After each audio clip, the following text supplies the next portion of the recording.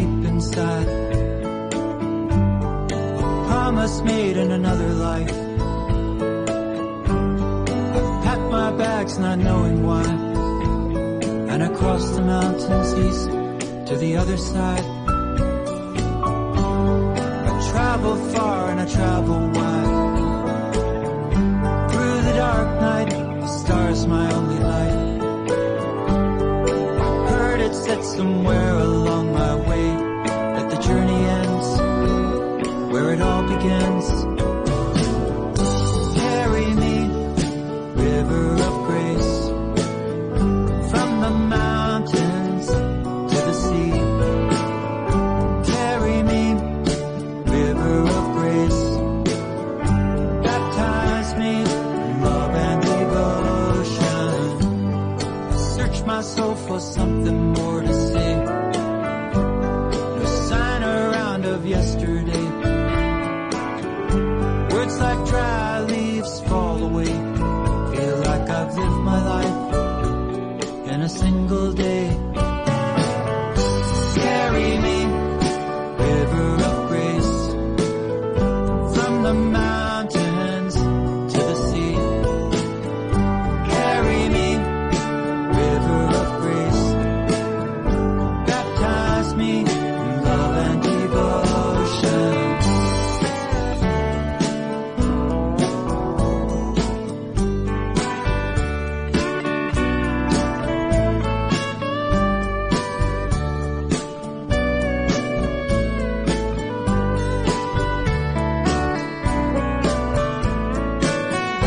We'll keep turning and the towers are burning.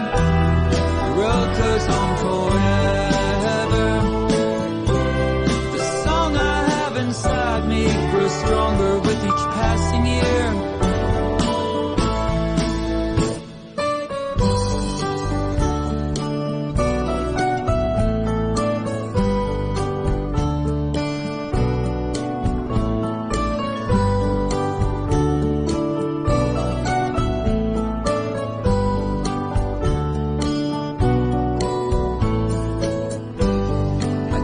The past and I have to laugh.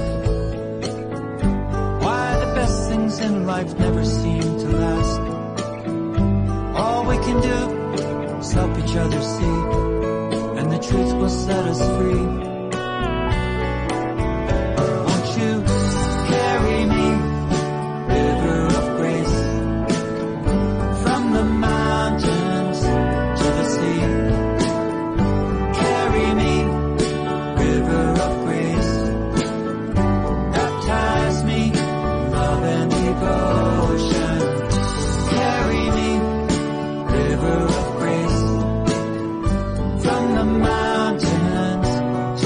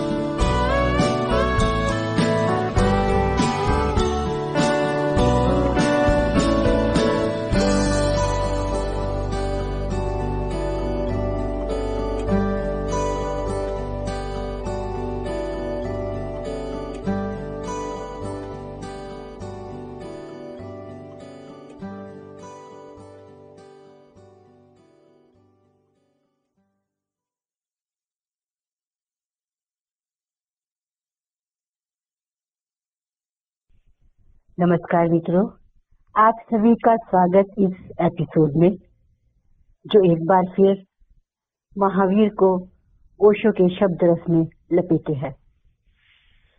सूत्र का पहला भाग मंगल की धारणा पर आधारित था और दूसरा भाग ऐसे मंगल की धारणा पर जो लोक में उत्तम हो। आइए सुनते हैं ओशो को। प्रवचन महावीर वाणी भाग 2 से लिया गया है।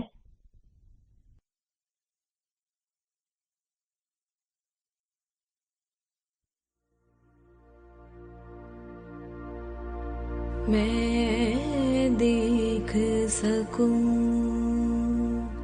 सब में तुमको,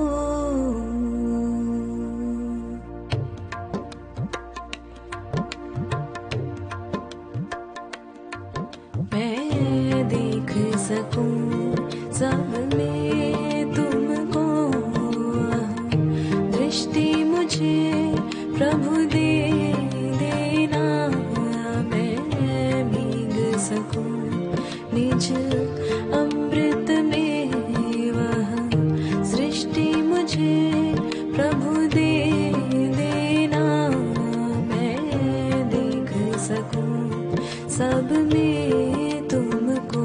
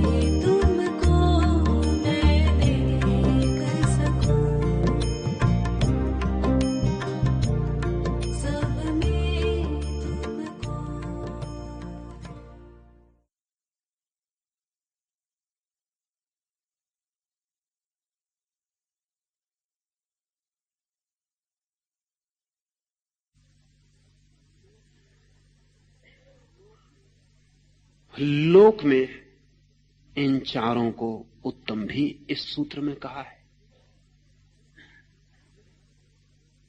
अरिहंत उत्तम है लोक में, सिद्ध उत्तम है लोक में, साधु उत्तम है लोक में, केवली प्रूपित धर्म उत्तम है लोक में।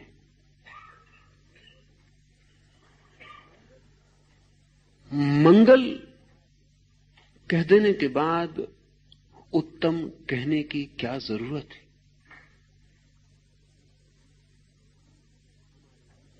कारण है हमारे भीतर। ये सारे सूत्र हमारे मनस के ऊपर आधारित है।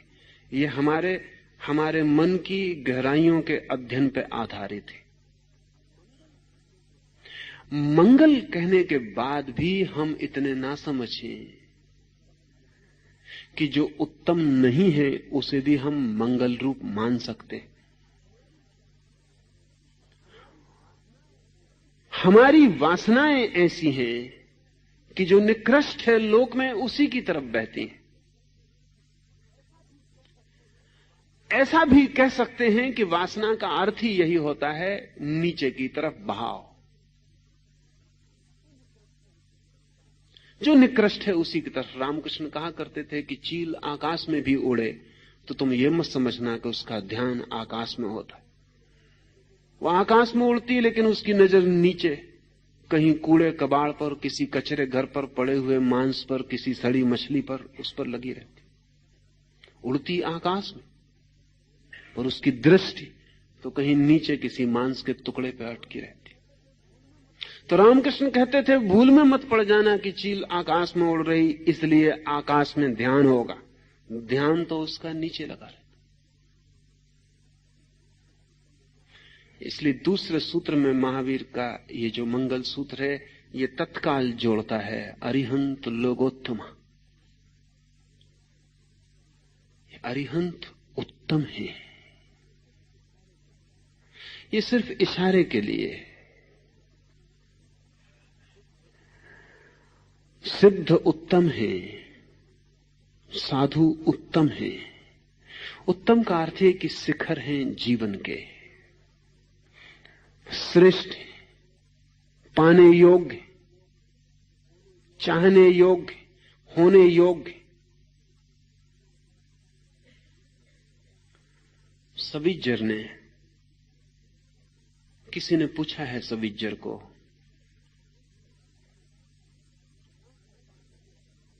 क्या है पाने योग्य, क्या है आनंद? तो सविज्जर ने कहा टू बी मोर एंड मोर,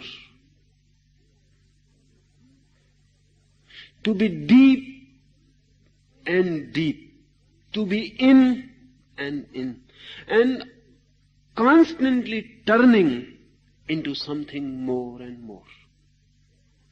कुछ ज्यादा में रूपांतरित होते रहना, कुछ श्रेष्ठ में बदलते रहना, कुछ गहरे और गहरे जाते रहना, कुछ ज्यादा और ज्यादा होते रहना। लेकिन हम ज्यादा तभी हो सकते हैं जब ज्यादा की, श्रेष्ठ की, उत्तम की धारणा हमारे निकट हो। शिखर दिखाई पड़ता हो तो यात्रा भी हो सकती है, शिखर ही ना दिखाई पड़ता हो तो यात्रा का कोई सवाल नहीं है।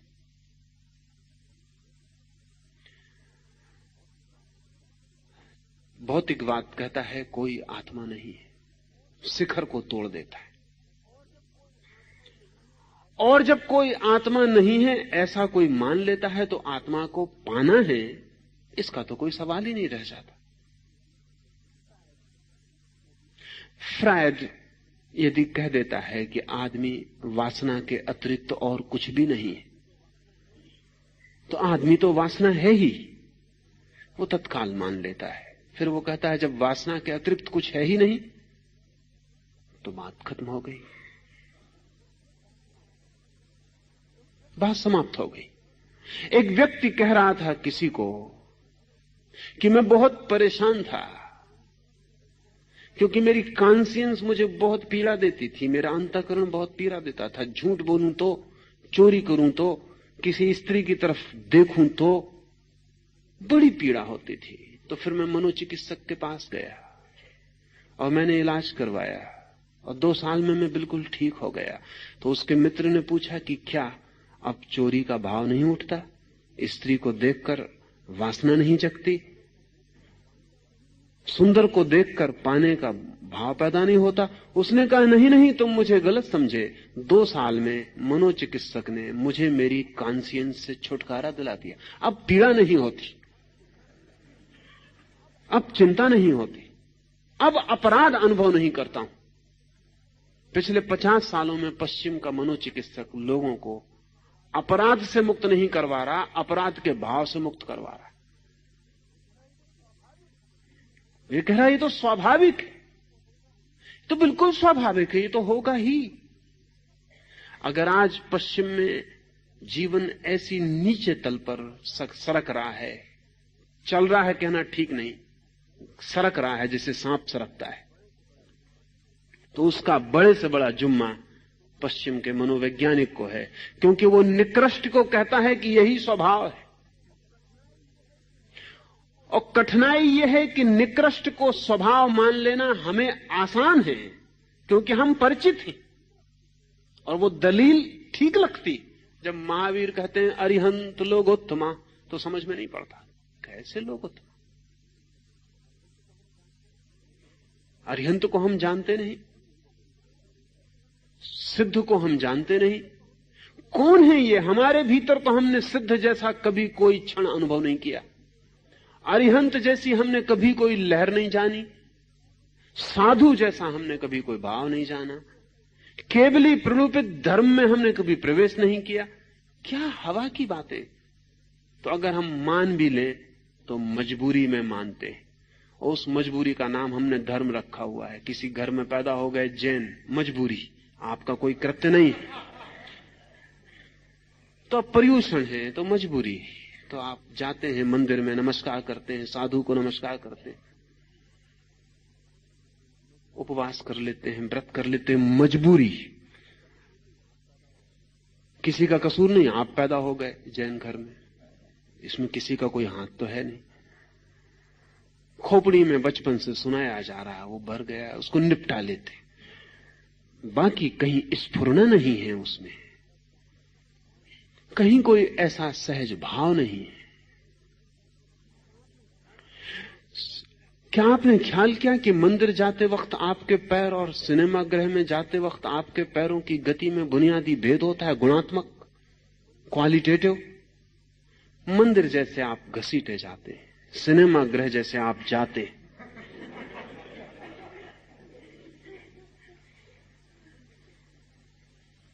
मंदिर जैसे एक मजबूरी, एक काम। प्रफुल्लता नहीं है चरण में, नृत्य नहीं है चरण में जाते समय, किसी तरह पूरा कर देना है। लेकिन निकृष्ट जीवन है, पूरा नहीं कर देना है। सुना है मैंने कि मुल्ला नसरुद्दीन जिस दिन मरा, उस दिन पुरोहित उसे परमात्मा की प्रार्थना कराने आए और कहा कि मुल्ला पश्चाताप करो, रिपेंट, पश्चाताप करो उन पापों के जो तुमने किए। मुल्ला ने आंख खोली और कहा कि मैं दूसरा ही पश्चाताप कर रहा हूं, जो पाप मैं नहीं कर पाया उनका पश्चाताप कर रहा हूं। अब मरा हूं और कुछ पाप करने का मन था, वो नहीं कर पाया।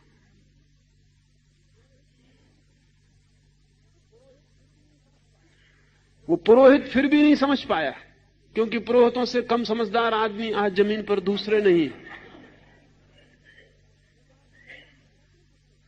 उसने कहा कि मुल्ला ये क्या तुम कहते हो, अगर तुम्हें दोबारा जन्म मिले तो क्या तुम वही पाप करोगे, वैसा ही जियोगे जैसा अभी जिए? मुल्ला ने कहा कि नहीं, बहुत फर्क करूंगा। मैंने इस जिंदगी में पाप बड़ी देर से शुरू किए, अगली जिंदगी में जरा जल्दी शुरू कर दूंगा। ये मुल्ला हम सब मनुष्यों के बाबत खबर दे रहा है। ये व्यंग है, यह आदमी पूरा व्यंग है हम सब पर। यह हमारी मनोदशा है। मरते वक्त हमें भी पश्चाताप होगा। पश्चाताप होगा उन औरतों का जो नहीं मिली, पश्चाताप होगा उस धन का जो नहीं पाया, पश्चाताप होगा उन पदों का जो चूक गए, पश्चाताप होगा उस सब का जो निकृष्ट था, जो पाने योग्य ही नहीं था। लेकिन क्या मरते वक्त पश्चाताप होगा कि अरिहंत ना मिले, सिद्ध ना मिले, केवली प्रूपित धर्म में प्रवेश ना मिला? नहीं, हो सकता है नमोकार आपके आसपास पढ़ा जा रहा होगा, लेकिन आपके भीतर उसको कोई प्रवेश नहीं हो पाया, क्योंकि जिन्होंने जीवन भर उसके प्रवेश की तैयारी नहीं की, वे अगर सोचते हो कि क्षण में उसका प्रवेश हो जाएगा तो वे ना समझे। जिन्होंने जीवन भर उस मेहमान के आने के लिए इंतजाम नहीं किया, वे सोचते हो अचानक वो मेहमान भीतर आ जाएगा तो वे गलती पर हैं, वे दुराशाएं कर रहे हैं, वे हताश होंगे। लेकिन जो व्यक्ति निरंतर अरिहंत मंगल है, लोक में उत्तम है, श्रेष्ठ है, वही जीवन में पाने का ऐसा सूत्र ख्याल में रखता है। और कभी कभी ना भी समझ में आता हो, फिर भी रिचुअल रिपीटिशन करता है, ना भी समझ में आता हो, ना भी ख्याल में आता हो, ऐसे ही दोहराए चला जाता है, तो भी तो ग्रूव्स बनते, ऐसे भी दोहराए चला जाता है तो भी चित्त पर निशान बनते। वे निशान किसी भी क्षण, किसी प्रकाश के क्षण में सक्रिय हो सकते हैं। जिसने निरंतर कहा है कि अरिहंत लोक में उत्तम है, उसने अपने भीतर एक धारा प्रवाहित की है, कितनी ही क्षीण, लेकिन जब वो अरिहंत होने के विपरीत जाने लगेगा तो उसके भीतर कोई उससे कहेगा कि तुम जो कर रहे हो वो उत्तम नहीं, वो लोक में श्रेष्ठ नहीं। जिसने कहा है सिद्ध लोक में श्रेष्ठ है, जब वो अपने को खोने जा रहा होगा तब कोई उसके भीतर स्वर कहेगा कि सिद्ध तो अपने को पाते हैं, तुम अपने को खोते हो, बेचते हो। जिसने कहा है साधु लोग उत्तम हैं, उसको किसी क्षण असाधु होते वक्त ये स्मरण रोकने वाला बन सकता है। जानकर समझकर किया गया तब तो परिणामदायी है ही, न जानकर न समझकर किया हुआ भी परिणामदायी हो जाता है।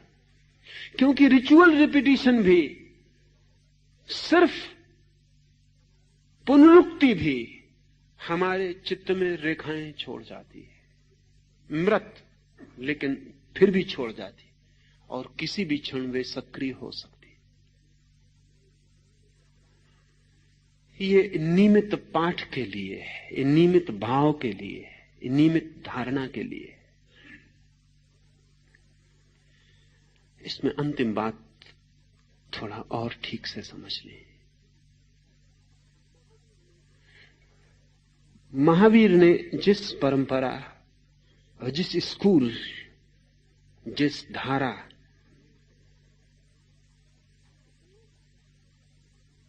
का उपयोग किया है, उसमें श्रेष्ठतम पर मनुष्य की ही शुद्ध आत्मा को रखा है। मनुष्य की ही शुद्ध आत्मा परमात्मा मानी है।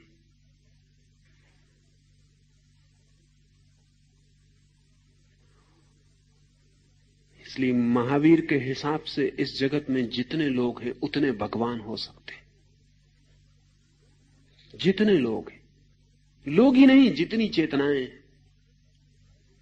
वे सभी भगवान हो सकते हैं। महावीर की दृष्टि में भगवान का एक होने का जो ख्याल है वो नहीं। अगर ठीक से समझें तो दुनिया के सारे धर्मों में भगवान की जो धारणा है वो अरिस्टोक्रेटिक है, एक की।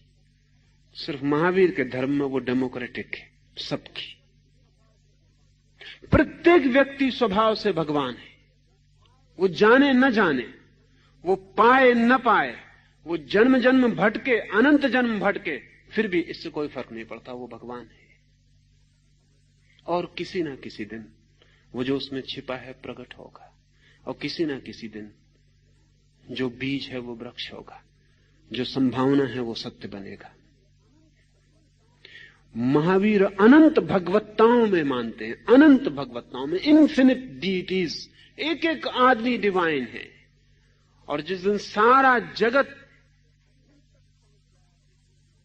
अरिहंत तक पहुंच जाए, उस दिन जगत में अनंत भगवान होंगे। महावीर का अर्थ भगवान से है जिसने अपने स्वभाव को पा लिया। स्वभाव भगवान है।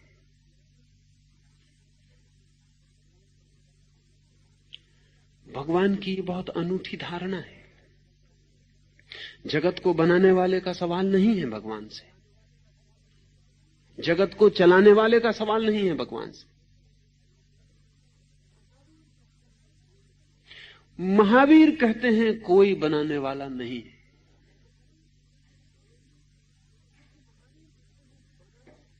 क्योंकि महावीर कहते हैं बनाने की धारणा ही बचकानी है।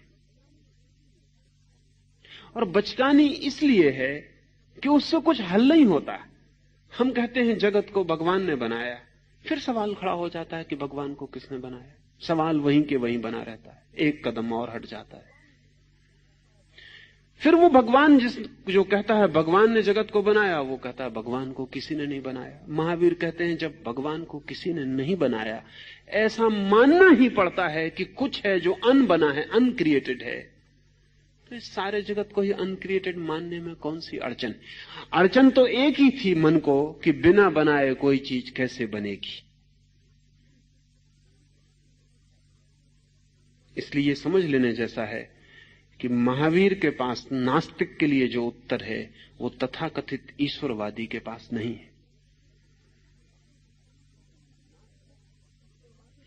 क्योंकि नास्तिक ईश्वरवादी से यही कहता है कि तुम्हारे भगवान ने क्यों बनाया, तो बड़ी कठिनाई खड़ी होती फिर। और बड़ी कठिनाई ये खड़ी होती कि ईश्वरवादी को मानना पड़ता है कि उसमें वासना उठी जगत को बनाने की। जब भगवान तक में वासना उठती है तो आदमी को वासना से मुक्त करने का फिर कोई उपाय नहीं। भगवान ने चाहा, ही डिजायर्ड। जब भगवान भी चाहता है और भगवान भी बिना चाह के शांत नहीं रह सकता, तो फिर आदमी को अचाह में कैसे ले जाओगे? क्या भगवान परेशान था जगत नहीं था तो?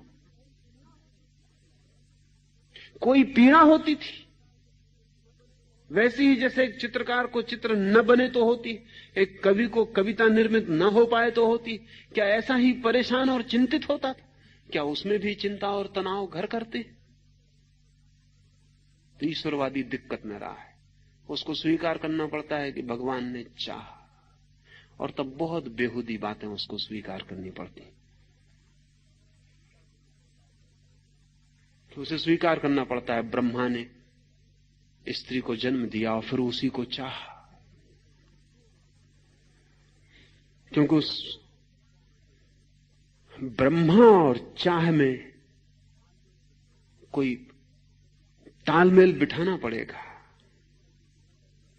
तो एक बहुत एब्सर्ड घटना घटी, और वो ये कि ब्रह्मा ने जिसे पैदा किया वो तो उनका पिता हो गया। फिर उसने अपनी बेटी को चाहा, फिर वो संभोग के लिए आतुर हो गया, और फिर वो अपनी बेटी के पीछे भागने लगा। फिर बेटी उससे बचने के लिए गाय बन गई तो वो बैल हो गया। फिर बेटी उससे बचने के लिए कुछ और हो गई तो फिर कुछ और हो गया।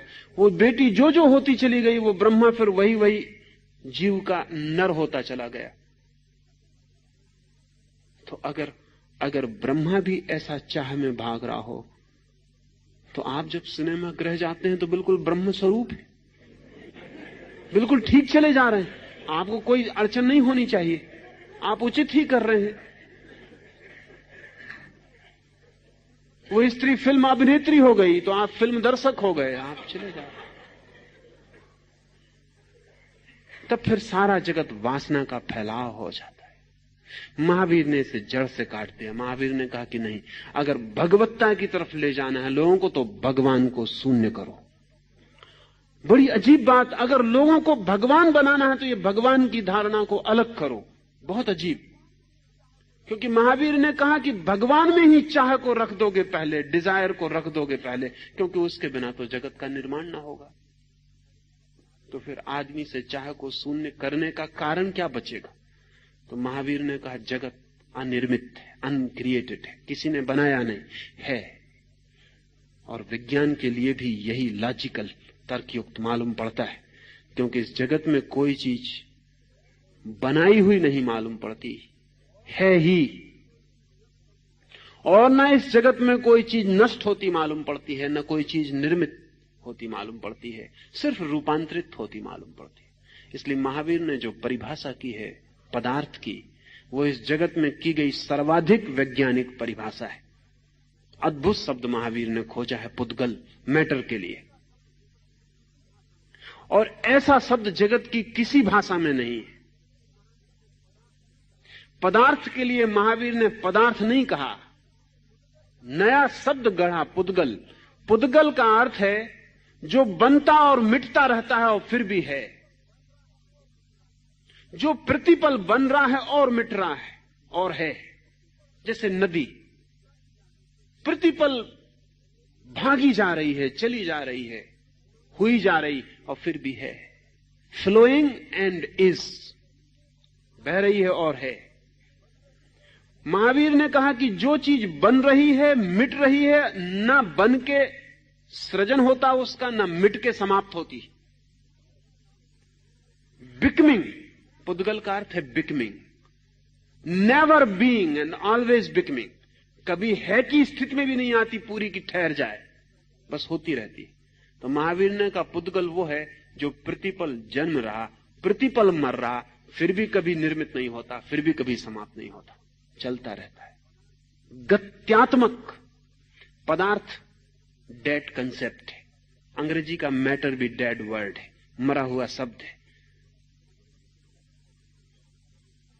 अंग्रेजी के मैटर का कुल मतलब होता है जो नापा जा सके, वो मेजर से बना हुआ शब्द है। संस्कृत या हिंदी के पदार्थ का अर्थ होता है जो अर्थवान है, अस्तित्ववान है। पुद्गल का अर्थ होता है जो हो रहा है, इन द प्रोसेस। प्रोसेस का नाम पुद्गल है, क्रिया का नाम पुद्गल है। जैसे आप चल रहे,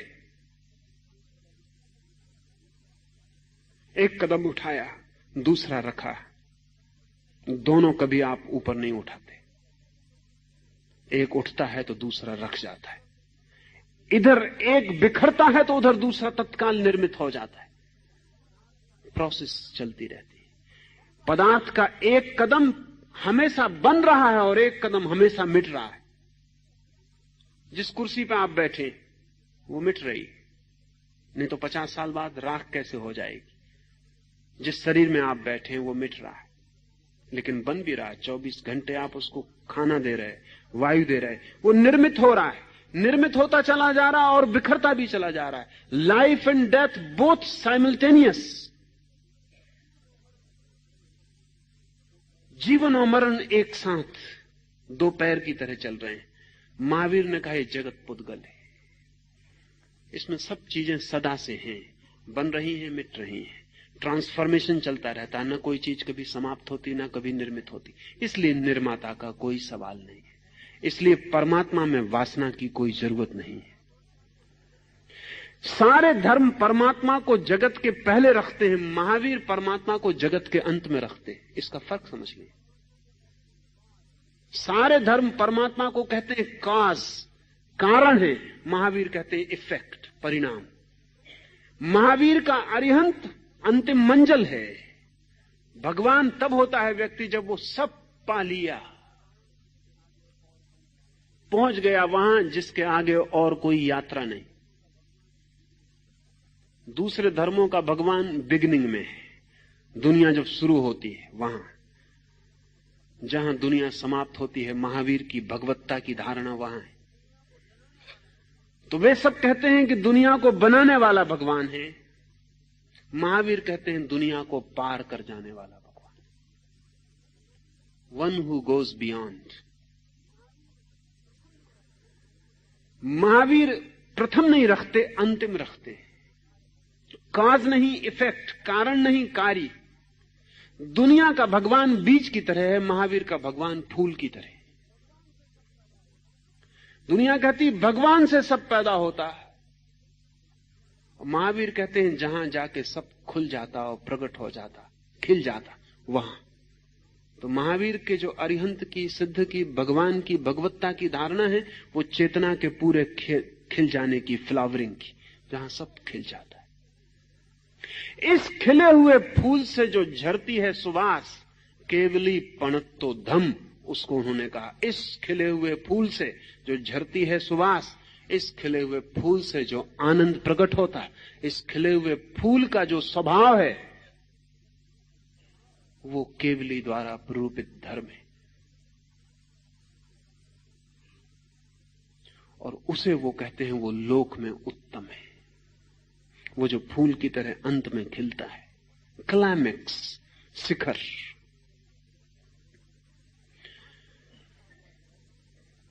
शास्त्र में लिखा हुआ धर्म लोक में उत्तम है, ऐसा महावीर नहीं कहते। नहीं तो वो कहते शास्त्र प्रूपित धर्म लोकोत्तम है।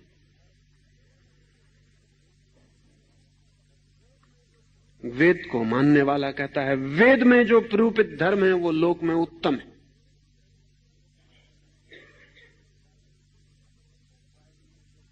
बाइबल को मानने वाला कहता है बाइबल में जो धर्म प्रूपित है वो उत्तम है।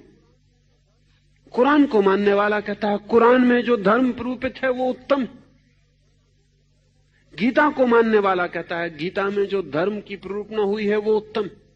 महावीर कहते हैं केवली पणत्तो धम्मो, नहीं शास्त्र में कहा हुआ नहीं, केवल ज्ञान के क्षण में जो झरता है वही जीवंत। लिखा हुए का क्या मूल्य है?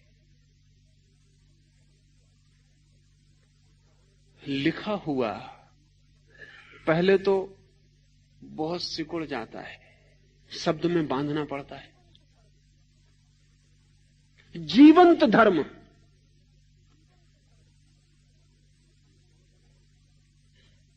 अभी से इसके बहुत अर्थ होंगे, इसका अर्थ होगा लेकिन केवली प्रूपित जो धर्म है वो शास्त्र में लिख लिया गया है।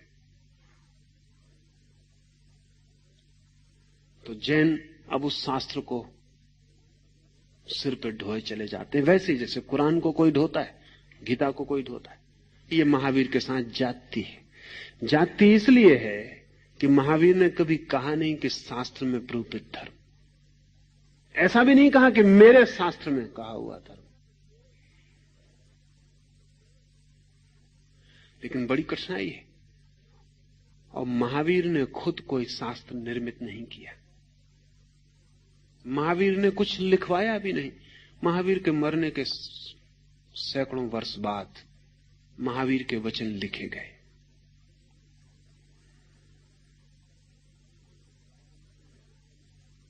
महावीर ने लिखवाया नहीं, लिखा नहीं।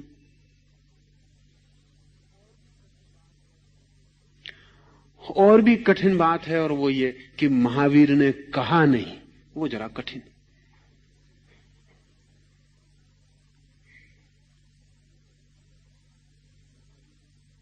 वो जरा कठिन है कि महावीर ने कहा नहीं।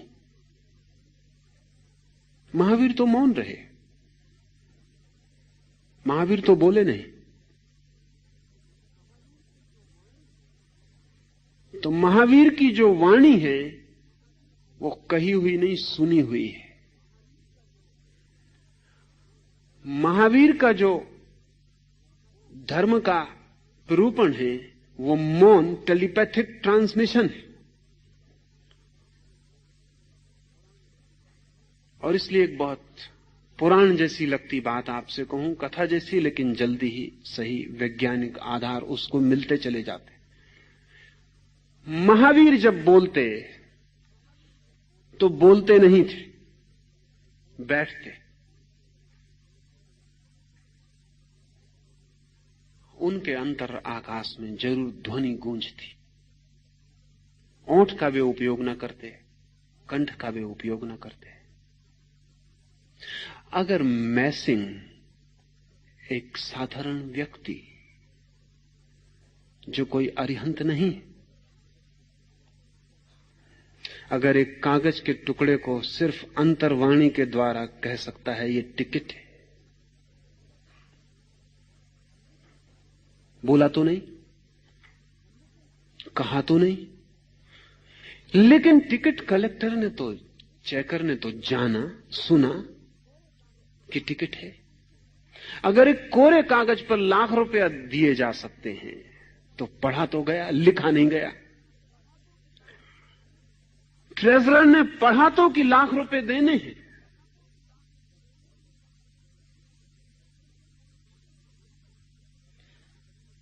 तो महावीर ने टेलीपैथिक कम्युनिकेशन का गहन प्रयोग किया। बोले नहीं, सुने गए। He was heard.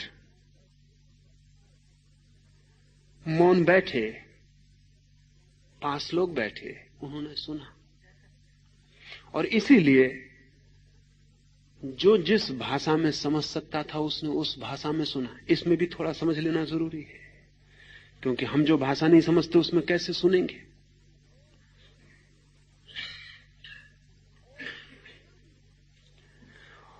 और जानवर भी इकट्ठे थे, पशु भी इकट्ठे थे, और पौधे भी खड़े थे, और कथा कहती उन्होंने भी सुना।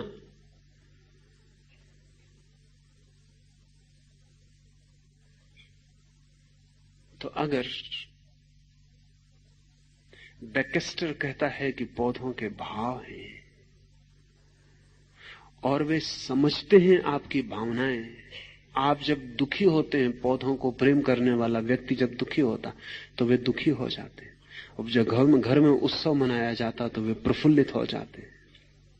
जब आप उनके पास खड़े होते हैं तो उनमें आनंद की धाराएं बहती हैं। जब घर में कोई मर जाता है तो वे भी मातम मनाते।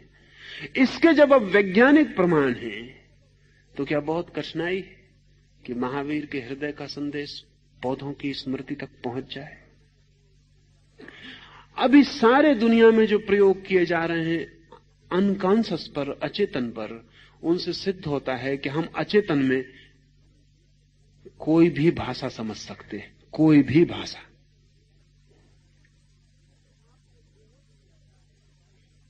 जैसे आपको बेहोश किया जाए, हिप्नोटाइज किया जाए, गहन इतना बेहोश किया जाए कि आपको अपना कोई पता ना रह जाए, तो फिर आपसे किसी भी भाषा में बोला जाए आप समझेंगे। अभी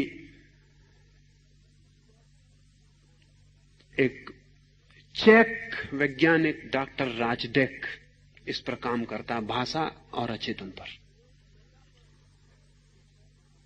तो वो एक महिला पर जो चेक भाषा नहीं जानती,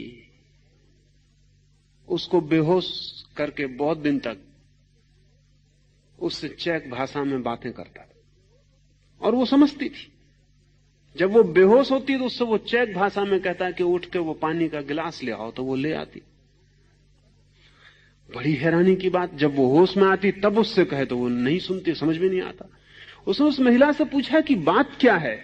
जब तू बेहोश होती है तब तू पूरा समझती है, जब तू होश में आती तब कुछ भी नहीं समझती। उस महिला ने कहा कि मुझे भी थोड़ा थोड़ा ख्याल रहता है बेहोशी का, कि मैं समझती थी, लेकिन जैसे जैसे मैं होश में आती हूं तो मुझे सुनाई पड़ता है चा चा चा, और कुछ समझ में नहीं आता। तुम जो बोलते हो उसमें चा चा चा मालूम पड़ता, और कुछ नहीं मालूम पड़ता, लेकिन बेहोशी में मुझे भी थोड़ी स्मृति रहती है कि तुम जो बोलते हो मैं समझती हूं। तो राजडेक का कहना है कि आदमी की भाषा का अध्ययन उसके अचेतन के अध्ययन से ये खबर लाता है कि हम महासागर में निकले हुए छोटे छोटे द्वीपों की भांति, ऊपर से अलग अलग, नीचे उतर जाएं तो जमीन से जुड़े हुए। ऊपर हमारी सबकी भाषाएं अलग अलग, जितने गहरे उतर जाएं उतनी एक। आदमी की ही नहीं, और गहरे उतर जाएं तो पशु की भी एक, और गहरे उतर जाएं तो पशु की ही नहीं पौधों की भी एक, और कोई नहीं कह सकता कि और गहरे उतर जाएं तो पत्थर की भी एक। जितने हम अपने नीचे गहरे उतरते हैं उतने हम जुड़े हुए हैं एक महाकॉन्टिनेंट से, एक महाद्वीप से, जीवन के, और वहां हम समझते हैं। तो महावीर का ये जो प्रयोग था निशब्द विचार संचरण का, टेलीपैथी का, ये आने वाले 20 वर्षों में विज्ञान कहेगा कि पुराण कथा नहीं है। इस पर काम तेजी से चलता है और स्पष्ट होती जाती हैं बहुत सी अंधेरी गलियां, बहुत से गलिहारे जो साफ नहीं थे। हमारी बड़ी क्षमताएं छिपी हैं। आप अपने घर से यहां तक आए हैं, अगर आप पैदल चल के आए हैं तो क्या आप बता सकते हैं कि रास्ते पर कितने बिजली के खंभे पड़े थे? आप कहेंगे मैं कोई पागल हूं।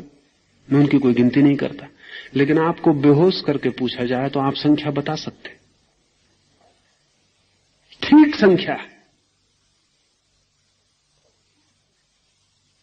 आप जब चले आ रहे थे इधर तो आपका ऊपरी मन तो इधर आने में लगा था, हान बज रहा था उसमें लगा था, कोई टकरा न जाए उसमें लगा था, लेकिन आपके नीचे का मन सब कुछ रिकॉर्ड कर रहा है। रास्ते पर पड़े हुए लैंप पोस्ट भी, लोग निकले वो भी, हार्न बजा वो भी, कार का नंबर दिखाई पड़ गया वो भी, वो सब नोट कर रहा है। वो सब आपको याद हो गया है। आपके चेतन को कोई पता नहीं, कहना चाहिए आपको कोई पता नहीं। वो जो पानी के ऊपर निकला हुआ द्वीप आइलैंड है उसको कुछ पता नहीं, लेकिन नीचे जो जुड़ी हुई भूमि का विस्तार है वहां सब पता है। तो महावीर बोले नहीं, चुपचाप बैठे। और इसीलिए यही कारण है कि महावीर का धर्म बहुत व्यापक नहीं हो पाया, बहुत लोगों तक नहीं पहुंच पाया, क्योंकि महावीर बोलते तो सबकी समझ में आता है, महावीर नहीं बोले तो उनकी ही समझ में आया जो उतने गहरे जाने को तैयार थे। इसलिए महावीर का बहुत सिलेक्टिव है, बहुत चूज एंड फ्यू।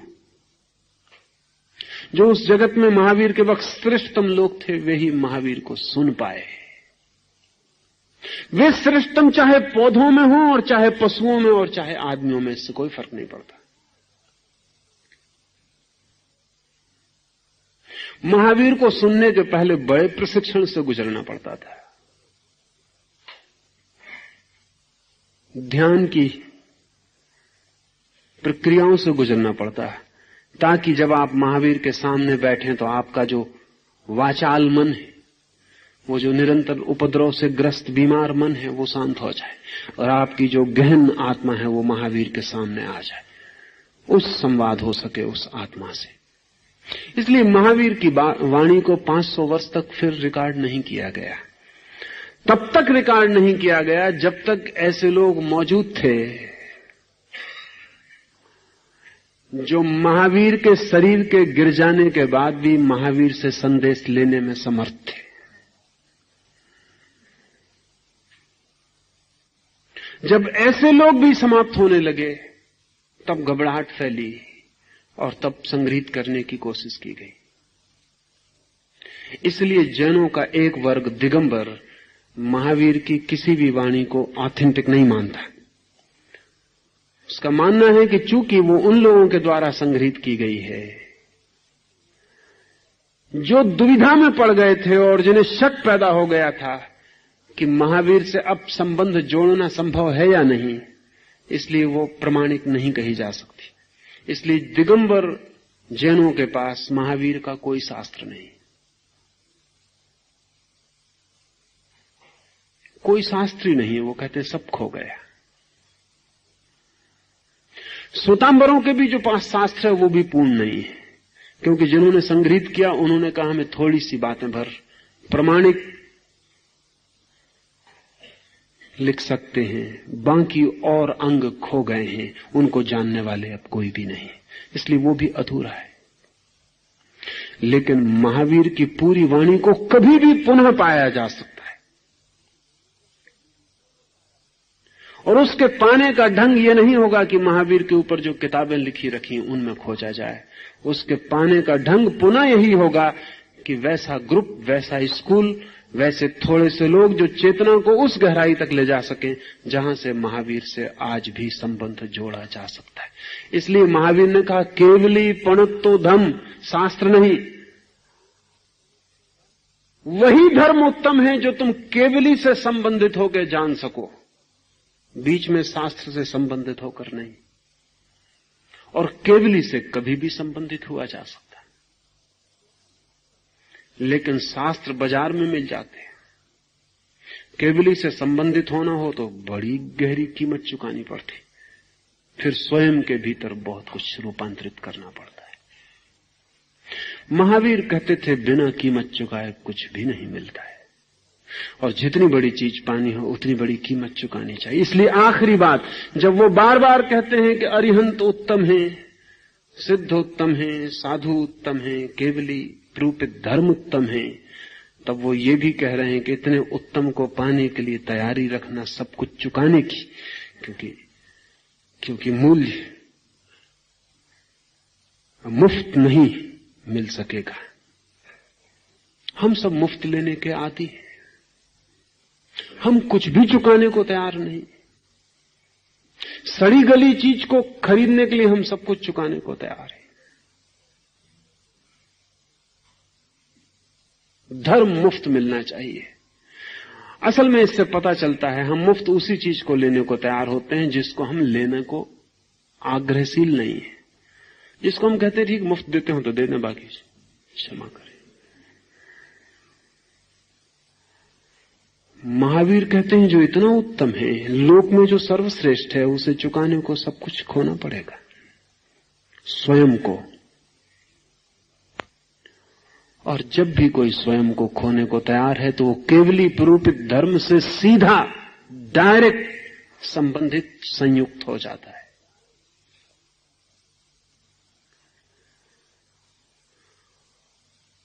वही धर्म जो जानने वाले से सीधा मिलता हो, बिना मध्यस्थ के, वही श्रेष्ठ है।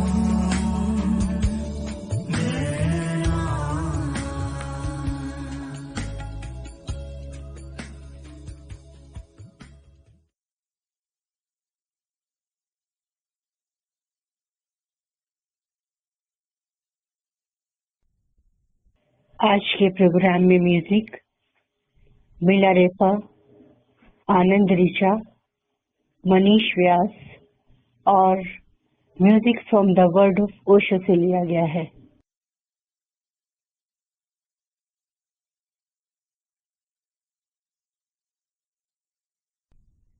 परमात्मा से यही प्रार्थना है कि हमें इतनी संकल्प शक्ति दे कि हम कम से कम 1 घंटा रोज अपने व्यस्त जीवनचर्या में ध्यान के लिए अवश्य निकालें। ओशो की ध्यान विधियां और ओशो के आशीष हमारे साथ हैं। इन्हीं शब्दों के साथ शब्दों को एक तरफ रखते हुए मौन में डूबते हैं। टेलीपैथी के साथ हमारा नमस्कार।